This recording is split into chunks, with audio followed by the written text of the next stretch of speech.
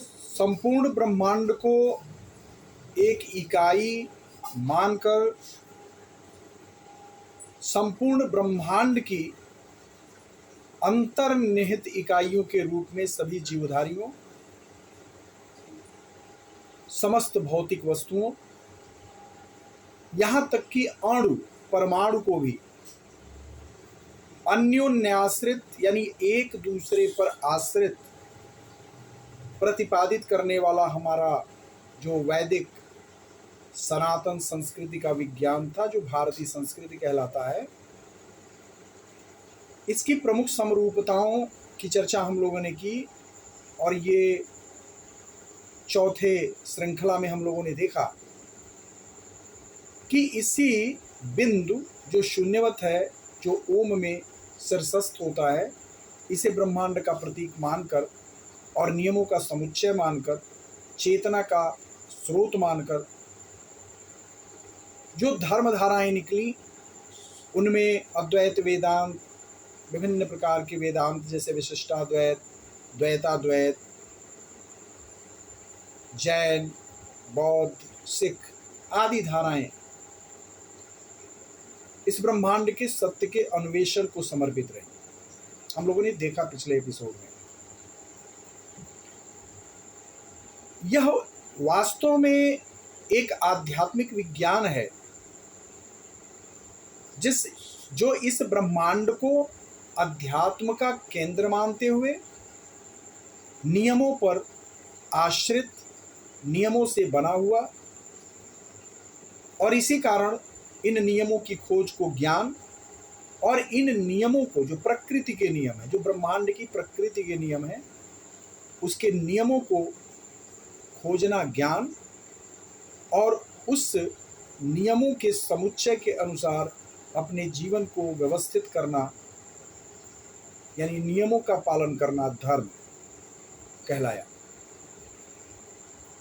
आज जिस तरह से आधुनिक विज्ञान अपनी उच्च कोटि की सत्यवादिता और सत्य के प्रति प्रतिबद्धता, यानी नियमों की खोज और नियमों के पालन के प्रति प्रतिबद्धता के कारण सारे विश्व में लोकप्रिय है, उसी तरह से हमारा जो ये सनातन भारतीय संस्कृति का आध्यात्मिक विज्ञान था, वह भी नियमों पर आधारित था, सत्य पर आधारित था। इसलिए वेदों में सत्यमेव जयते कहा गया, जो हमारे भारत राष्ट्र का प्रेरणा वाक्य है, जो धर्म से लिया गया है, ऋग्वेद से लिया गया है। तो सत्य को समर्पित होने के कारण हमारा सनातन धर्म भी सारे विश्व में लोकप्रिय रहा।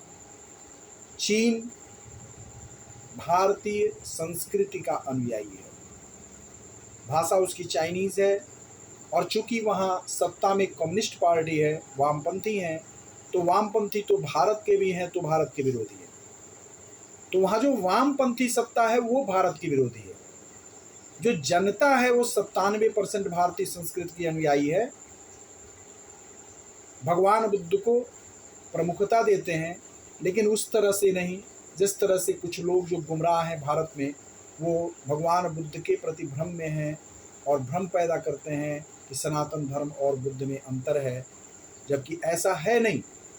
भगवान बुद्ध सनातन धर्म के अभिन्न अंग हैं, और उन्होंने वेदों के बाद उपनिषदों की जो परंपरा थी अद्वैतवाद की, उसको आगे बढ़ाया, और उपनिषदों से जो परंपरा भगवान बुद्ध ने आगे बढ़ाई, उसे शंकराचार्य जी ने आगे बढ़ाया। ये एक अविच्छिन्न कड़ी है। और नारायण के 9 अवतार भी हैं। जो विदेश के राष्ट्र हैं, जिसमें चीन, Japan, Korea, Thailand, Myanmar, Sri Lanka, Indonesia, Malaysia, Laos, Vietnam और भी बहुत सारे, इन सारे देशों में जो बुद्धिज्म का प्रकार है वो सनातन धर्म की ही एक शाखा के रूप में है। इन सभी देशों में ओम से धर्म का आरंभ होता है, ओम की सर्व स्वीकृति है। ब्रह्मांड व्यवस्था का जो बिंदुवत शून्यवत रूप है, इन सभी देशों में स्वीकृत है। यह ब्रह्मांड व्यवस्था नियमों पर आधारित है, इसलिए इस नियमों की बोधि प्राप्त करना सभी देशों में स्वीकृत है। यहाँ तक कि गणपति जी, गणेश जी इन सभी देशों में उसी तरह आदरणीय हैं जिस तरह भारत में। विष्णु जी, महेश जी, नंदी और बहुत सारे देशों में तो गरुण जी उन देशों के राष्ट्रीय चिन्ह हैं, जैसे थाईलैंड। नाम के साथ गरुण नाम भी है, ये नहीं कि थाई भाषा में कोई दूसरा नाम है, गरुड़ नाम भी है और राष्ट्रीय चिन्ह है। तो हमारे भारत से यह वैज्ञानिक धर्म फैला क्यों और कैसे? वास्तव में धर्म उस समय अपनी योग्यता से उच्च स्थान प्राप्त करने वाले धर्मगुरुओं के हाथ में था, जिनकी जिजीविषा, जिनकी जिज्ञासा और जिनका लक्ष्य सर्व समाज के कल्याण के लिए इस धर्म की पहुंच मनुष्य मात्र व्यक्ति के तक पहुंचनी और पहुंचाने की थी। इसी कारण बोधि धर्मा जी चीन पहुंचे, जापान पहुंचे और कोरिया पहुंचे और वहां भारतीय संस्कृति को फैलाया, सनातन भारतीय संस्कृति को। पद्म संभव जी तिब्बत पहुंचे और सनातन भारतीय संस्कृति को वहां पहुंचाया।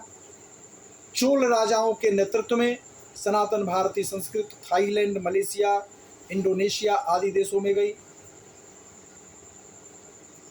राजा अशोक ने अपने पुत्र महेंद्र और पुत्री संघमित्रा को श्रीलंका भेजा। वह अलग किस्म की पीढ़ियां थीं जो जन्म पर आधारित ऊंचा नहीं बनती थीं, जो कर्म और योग्यता के आधार पर ऊंची बनती थीं।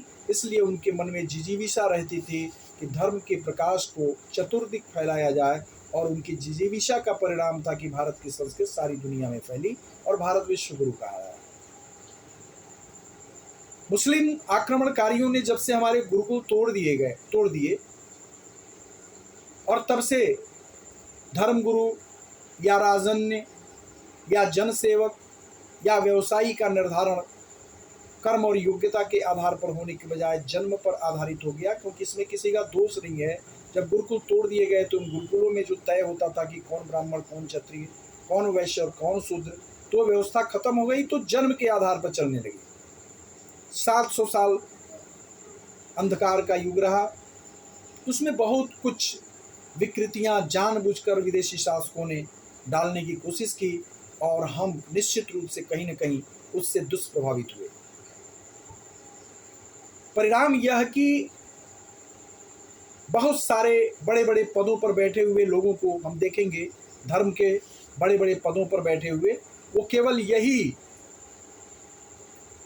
मिथ्या बातें करते हुए पाए जाते हैं कि कौन जाति बड़ी और कौन जाति छोटी। वो बात जिससे समाज, सनातन समाज में फूट पड़े तो कमजोरी आए तो सनातन संस्कृति और सनातन भारत कमजोर पड़ जाए। धर्म के पदों पर बैठे हुए लोग, इनका ये मानसिक स्तर किस कदर दिग्भ्रमित है कि सत्य और न्याय पर आधारित सनातन धर्म के अंतर्गत मानव मात्र, प्राणी मात्र के बीच अन्याय नहीं होने देना है, और ये सनातन धर्म के अनुयायियों के बीच ही अन्याय की थोड़ी बातें मनमानी व्याख्या करके करते हैं। इसका परिणाम रहा कि अन्याय के परिणाम स्वरूप असंतोष फैला, असंतोष के परिणाम स्वरूप एकता की कमी हुई, एकता की कमी होने के कारण हम 700 साल तक लड़ने को विवश हुए। गुलाम तो नहीं हुए, क्योंकि लड़ाई जारी रही, तो लड़ने के लिए विवश हुए। समस्याओं से घिरकर अपनी संस्कृति को बचाने के लिए संघर्ष करना पड़ा। किंतु वह पीढ़ी याद कीजिए जिसकी चर्चा मैंने की, बोधि धर्मा जी, पद्म संभव जी, चोल राज परिवार के लोग, महेंद्र, संघमित्रा, अशोक, या श्री रामचंद्र जी श्रीलंका तक पहुंचे और धर्म को पहुंचाया, संस्कृत को पहुंचाया। और भी बहुत सारे ऐसे महान नाम हैं जो सत्य और न्याय और वास्तविक धर्म के पालन करता होने के कारण स्वाभाविक था कि उनके मन में इस सद्धर्म का, उत्तम धर्म का प्रकाश सारी दुनिया में फैलाने की इच्छा थी, ताकि मानव मात्र का कल्याण हो सके और जीव मात्र का कल्याण हो सके। और तब जाकर भारतीय संस्कृति, सनातन भारतीय संस्कृति सारी दुनिया में फैली थी।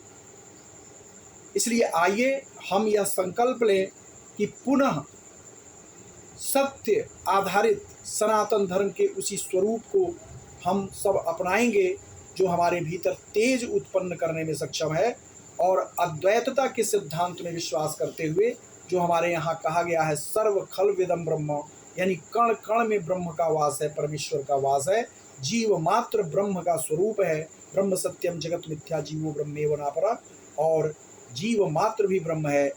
और इस ब्रह्म की साधना करने वाले जो होंगे वह धर्मगुरु कहलाएंगे, वह श्रेष्ठ ब्रह्मवादी कहलाएंगे, ब्राह्मण कहलाएंगे। ऐसे ब्राह्मणों का निर्माण करें, ऐसे ब्रह्मवादियों का निर्माण करें जो पुनः भारतीय संस्कृति को सारे विश्व में फैलाएं, सारे विश्व में न्याय, समानता, मानव मात्र के प्रति एकता, करुणा को स्थापित करें, वर्ण का विभेद खत्म हो, ऊंच नीच का भेद खत्म हो, सभी सनातनी आपस में समानता का भाव रखते हुए एक दूसरे से एकजुटता बनाएं, संगठन बनाएं, ताकि फिर से विश्व में धर्म का प्रकाश फैले और भारत विश्व गुरु बने। वंदे मातरम।